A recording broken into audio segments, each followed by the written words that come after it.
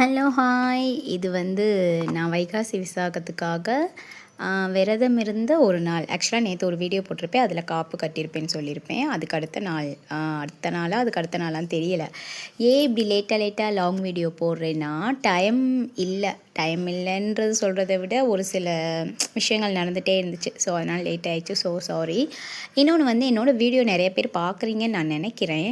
ஒரு சில பேர் கமெண்ட் பண்ணியிருக்கீங்க. பட் ரெகுலராக கமெண்ட் பண்ணிங்கன்னா எனக்கு கொஞ்சம் என்ன சொல்கிறது, ஒரு பூஸ்டப்பாக இருக்கும்.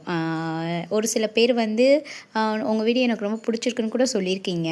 பட் ஆனால் அது ரெகுலராக கண்டினியூவாக எனக்கு ஒரு ஹாய் சொன்னாலோ இல்லை ஹலோ அக்கா அந்த மாதிரி கமெண்ட் பண்ணால் எனக்கு ரொம்ப பூஸ்டப் ஆகி நான் இன்னும் கொஞ்சம் நல்லா சுறுசுறுப்பாகவே வீடியோ போடுவேன். ஸோ காலையில் இப்போ எந்திரிச்ச உடனே ஃபர்ஸ்ட் வீடு கொஞ்சம் இப்படி தான் இருக்கும். ஏன்னா தம்பிங்க ஏதாவது நான் எவ்வளோ ஒதுங்க வச்சாலும் அதை தூக்கி போட்டுருவானுங்க. அதனால் திருப்பி நான் எப்படி ஒதுங்க வச்சாலும் அப்படி தான் கிடக்கும்.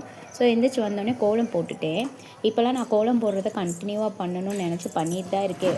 ஏன்னா என்னோடய வாசல் ஒரு 2 வாசல். ஸோ இன்னொன்று தண்ணி பிடிச்சு அதை தெளிக்கிறது கொஞ்சம் டைம் எடுக்கும். அதனாலே நான் சம்டைம்ஸ் போட மாட்டேன். பட் இப்போ காப்பு கட்டிக்கனால கரெக்டாக கோலம் போடணும்னு சொல்லி அதெல்லாம் பண்ணிகிட்ருக்கேன். கோலம் போட்டோடனே போய் குளிச்சுட்டு விளக்கு பொருத்துறதுக்கு ரெடி பண்ணிட்டேன். காலையிலே விளக்கு பொருத்துவேன், ஈவினிங்கும் குளிச்சுட்டு விளக்கு பொருத்திடுவேன். ஸோ இந்த 1 வீக் தானே, அதை கரெக்டாக பண்ணணும்னு சொல்லி பண்ணிடுவேன்.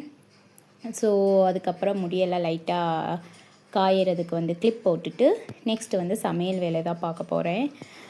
இன்னொன்று என்னோடய ஹேர் இப்போல்லாம் ரொம்ப கொட்டுறதை தாண்டி வளர மாட்டேங்குதுன்னு எனக்கு தோணுது. பட் அது எதனாலன்னு எனக்கு தெரியலை. அதாவது சொல்கிறது உங்களுக்கு புரியுதான்னு தெரியலை. கொட்டுறது கம்மியாக தான் இருக்குது. பட் வளர மாட்டேங்குதுன்னு சொல்லுவோம்ல, இதே அளவு தான் இருக்குது. ஸோ வளர மாட்டேங்குது. அது எதனாலன்னு எனக்கு தெரியவே இல்லை. ஸோ எந்திரிச்சு வந்தோடனே எப்பவும் போல் ஒரு அடுப்பில் பால், இன்னொரு அடுப்பில் எனக்கு டீ வைக்கிறதுக்கு குட்டி பால், அதுக்கப்புறம் ஒலை வச்சு அரிசியை கழுவி போட்டுட்டேன். தென் ஆஸ் யூஸ்வல் சாம்பார் தான் வைக்க போகிறோம். ஸோ சாம்பாருக்கு பருப்பு நான் ரேஷன் பருப்பு தான் யூஸ் பண்ணுவேன்.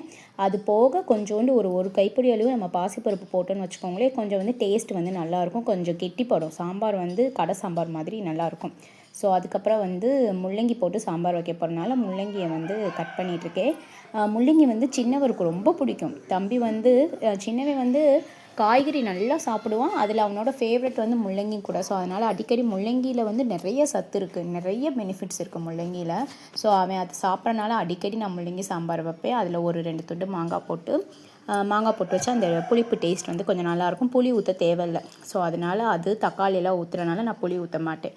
ஸோ மஞ்சள் பொடி, அதுக்கப்புறம் மிளகாய்த்தூள், என்னோடய வீட்டு மிளகாய்த்தூளை போட்டு சாம்பார் வச்சுட்டேன்னா அது ரெடி ஆயிரும்.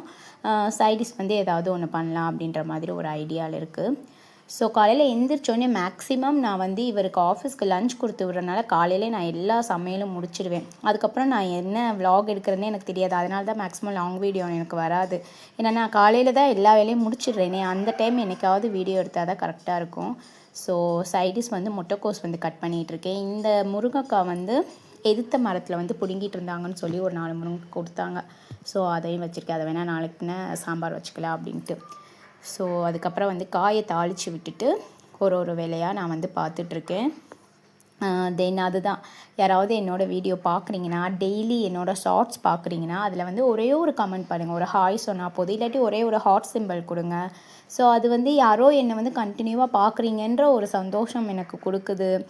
நிறைய இதில் எனக்கு என்ன சொல்கிறது, ஐயோ என்னடா நம்ம இவ்வளோ நாள் கிட்டத்தட்ட 5 months ஆயிடுச்சே, இன்னுமே நம்ம எதுவுமே பண்ணலையே, பேசாமல் இதுலேருந்து பேக் வாங்கிடலாம்ன்ற எண்ணமெல்லாம் வரும்போது ஒரு சில கமெண்ட்ஸ் பார்த்தா எனக்கு சரி ஓகே, யாரோ நம்மளுக்காண்டி இருக்காங்க, ஒரு 4 பேர் இருக்காங்களே, அவங்களுக்காண்டி நம்ம பண்ணலாம் அப்படின்ற ஒரு எண்ணம் நான் திருப்பி வீடியோ போடுறதுக்கு ஒரு உதவியாக இருக்கும்.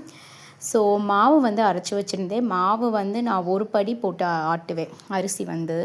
ஸோ மேக்ஸிமம் ஒரு 4 நாள் தான் வரும்.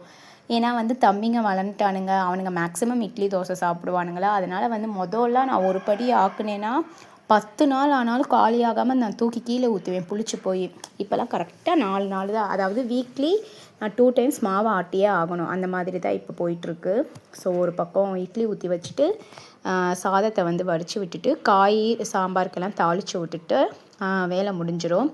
இதுக்கப்புறம் நான் என்ன பண்ணுவேன்னா சும்மா தான் இருப்பேன். ஏன்னா சின்னவன்ட்ட வந்து நான் பார்த்துக்கணும். ஸ்கூல் ஓப்பன் ஆயிடுச்சுன்னா தம்பி ஸ்கூல் போயிடுவான், அவர் ஆஃபீஸ் போயிடுவார்.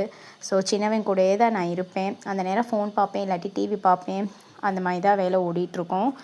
வ்ளாக் எடுக்கணுன்னா எடுக்கலாம். அதாவது ஏதாவது ஒரு வேலை பண்ணிகிட்ருக்கோம் அந்த மாதிரி இருந்துச்சுன்னா நம்மளுக்கு நல்லாயிருக்கும்.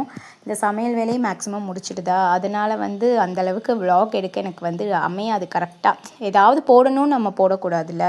நம்ம போடுறத ஓரளவுக்கு வந்து அவங்க விருப்பமாக பார்க்கணும். அந்த மாதிரி தானே போடணும். ஸோ அதனால் அண்ட் வந்து இது வந்து கடுகு சட்னி. இந்த சட்னி மேபி நீங்கள் வந்து ட்ரை பண்ணி பாருங்கள். என்ன பண்ணணும்னா எண்ணெய் ஊற்றி கடுகு வந்து ஒரு 3 ஸ்பூன் போட்டுக்கோங்க. கடுகு நல்லா பொரியவும், வரமிளகா, அதில் ஒரு 3 தக்காளி பழம், அவ்வளோதான்.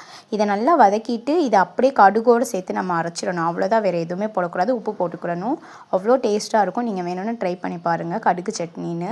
சப்போஸ் டீட்டெயிலாக வேணும்னாலும் சொல்லுங்கள், நான் வந்து ரெசிபி ஷேர் பண்ணுறேன். இந்த கடுகு சட்னிக்கும் சாம்பாருக்கும் நல்லாயிருக்கும். கடுகு சட்னிக்கும் தேங்காய் சட்னிக்கும் நல்லாயிருக்கும். சூப்பராக இருக்கும். எங்கள் அம்மா செய்கிறது இது. ஸோ இன்றைக்கி ரொம்ப நாள் ஆச்சுன்னு ஆசையாக இருக்குன்னு சொல்லி கடுகு சட்னி பண்ணியிருந்தேன். இட்லி நல்லா புசு புசுன்னு வந்துச்சு. எப்போவுமே மேக்ஸிமம் இட்லி எனக்கு நல்லா வரும். ஸோ கடுகு சட்னி, முள்ளங்கி சாம்பார் வச்சு தம்பி காலையில் இட்லி கொடுத்துட்டு, நான் வந்து டீ குடிக்கவே இல்லைன்னு சொல்லி எனக்கு தெரிஞ்ச அவர் கிளம்பிட்டார்னு நினைக்கிறேன். அதனால் வந்து லாஸ்ட்டாக ஒரு டீயை குடித்தா தான் எனக்கு வந்து ஸ்டார்ட் ஆகும் டேயே. எப்பயுமே இந்த மாதிரி டீயை போட்டுட்டு அது குடிக்க லேட்டாக ஆயிரும். ஸோ நெக்ஸ்ட் வீடியோவில் பார்க்கலாம். Tata bye bye.